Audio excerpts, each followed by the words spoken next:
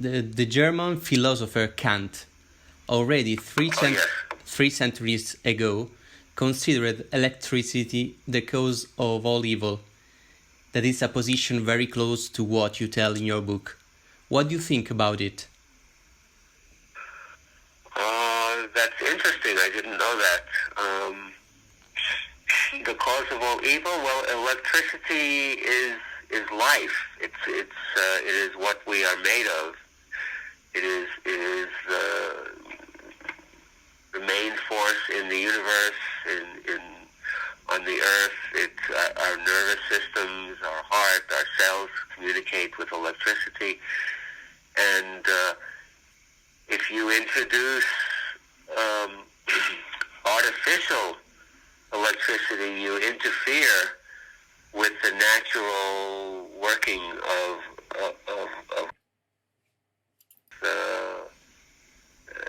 and with the natural working of everything on the earth. So, in a sense, I might agree with Kant. I would be interested to read what he said. Yes, I did not know that. Okay. Can you tell us about the dangers of continued exposure to mobile phones, especially given how dependent our children are?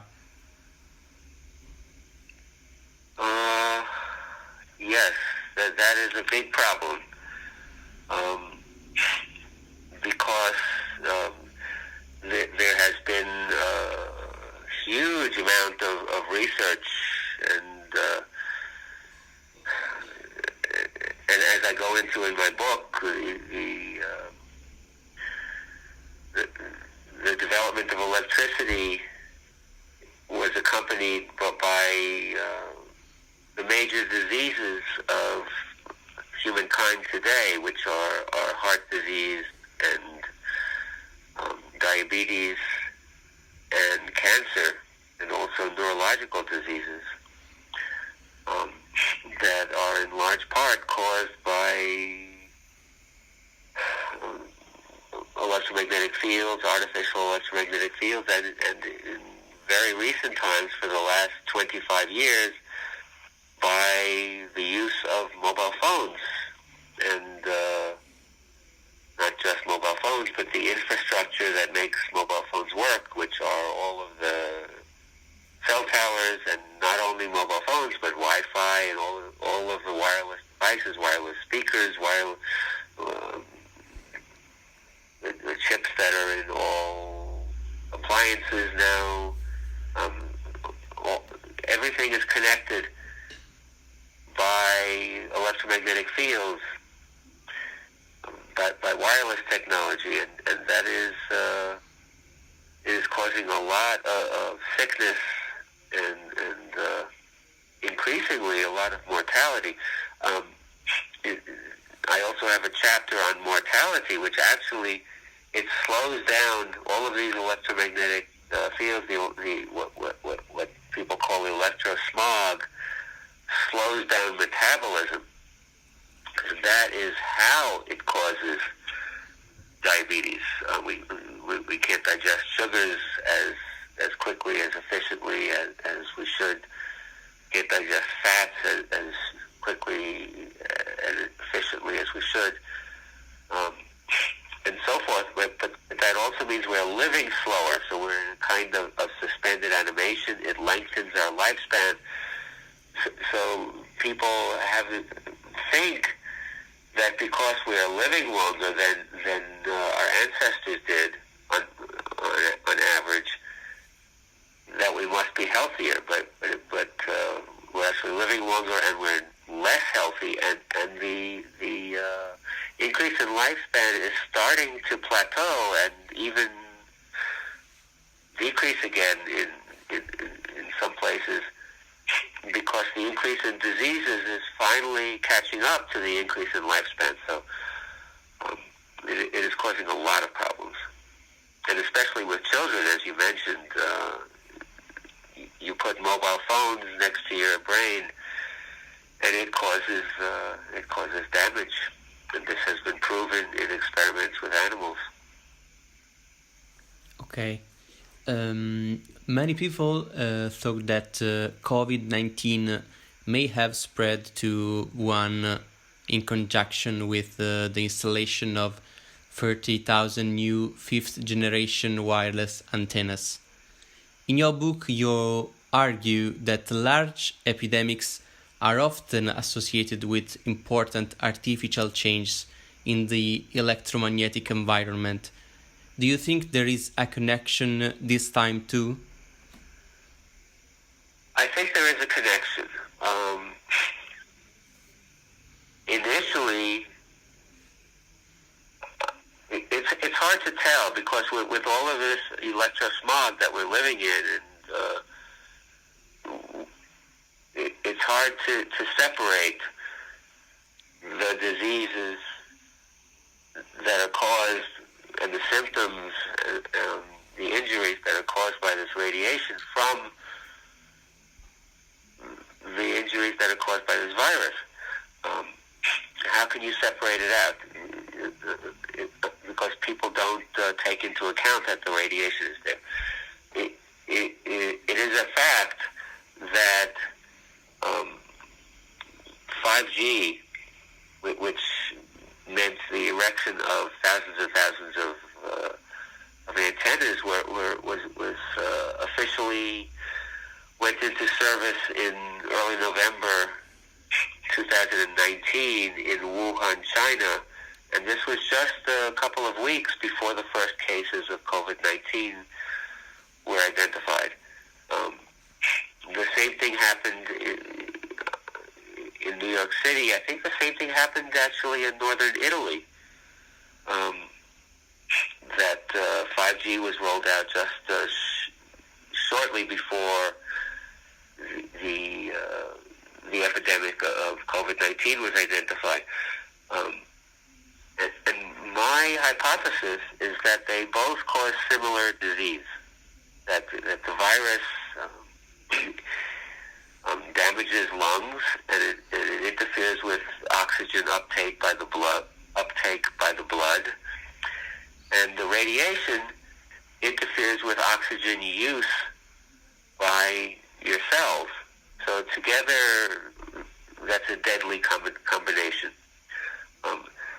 My impression since early 2020 is that the virus made its way through the world, and then people kept on getting sick, but the illness changed, and now they have this thing called long COVID, which is very different from what they were identifying in the early part of the pandemic. And I think a lot of it is not due to the virus anymore, but is due in large part by this radiation. How much has changed your life by eliminating electromagnetic devices? And I mean, in what has it improved and what is it missing? How has it changed my life? Yeah.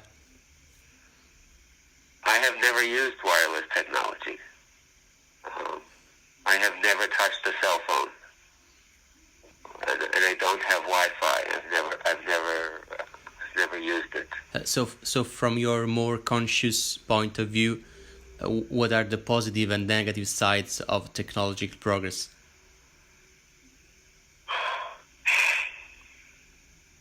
Well, the positive side is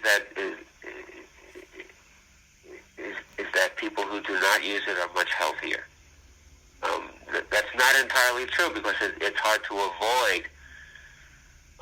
There's so many millions of antennas and cell towers everywhere in the world. You can't avoid it if it gets if a mobile phone base station is erected outside your house, you're going to be sick. And there's no way of avoiding it. So it's very difficult to do, but if we can eliminate mobile phone technology and wireless technology, number one, people will feel so much better and so much more vibrant. It's like people do not even remember how it feels anymore. Um, Unless they shut their eyes and go back 25, 30 years, if people are old enough, and you remember how life used to be. It's not that way anymore. So that's the tremendous benefit is the benefit to our health. Another benefit is the natural world, which is disappearing, will start to reappear. That all of the birds that have been disappearing, and the insects and the wildlife, they're affected also. And so it would be a tremendous benefit to the whole planet and to the health of every person, and also people would society. People would regain hope in their lives, because this makes people depressed. It makes people anxious, and it would restore face-to-face communication instead of people looking at computer screens all day long, wherever they go. It's like, if we're going to have it, they should be wired, and the electromagnetic field should be reduced as much as possible by good engineering practices. And when you go about your business away from your home, you interact with people instead of your computer screen. So it's a tremendous benefit for society all the way around. What would it lose? I'm not sure it would lose anything valuable. I think it would restore society and the earth and life itself to a much superior previous state. My last question is how can electricity suddenly become harmful today when it was considered harmless for centuries? That is exactly why I wrote my book. Okay. Because it was not harmless for centuries. It was scientists that started to experiment with electricity in the 18th century, starting in 1746, when the Leyden jar was invented, and there was a way to store, back then, only static electricity, and it was used in medicine to treat various diseases, and everybody knew that it also had side effects. And it was a long list of side effects, but basically the same side effects that everybody's complaining of today. The people who are aware of what electricity is doing to them is the dizziness, the nausea, the asthma attacks, headaches. I guess that's back on page 25 of my book, I think it is. Let me look it up. Dizziness, nausea, headaches, nervousness, irritability, mental confusion, depression, insomnia, drowsiness, fatigue, weakness, numbness and tingling, muscle and joint pains, backache, heart palpitations, diarrhea, constipation, nosebleeds, hemorrhage, tremors, seizures, paralysis, coughing, ringing in the ears, and so forth. This was all compiled from documents back in the 18th century. People knew this, and this was the purpose of my book, that I documented for 3 centuries, the 18th and 19th century practitioners of electricity, and then in the 20th century, where science and medicine has forgotten this, people themselves are rediscovering it. So it has never been safe. Okay, Mr. Firstenberg, thank you for your time. It is really a pleasure for me talking with you. Thank you for your time. Thank you very much. Thank you. Goodbye. Bye.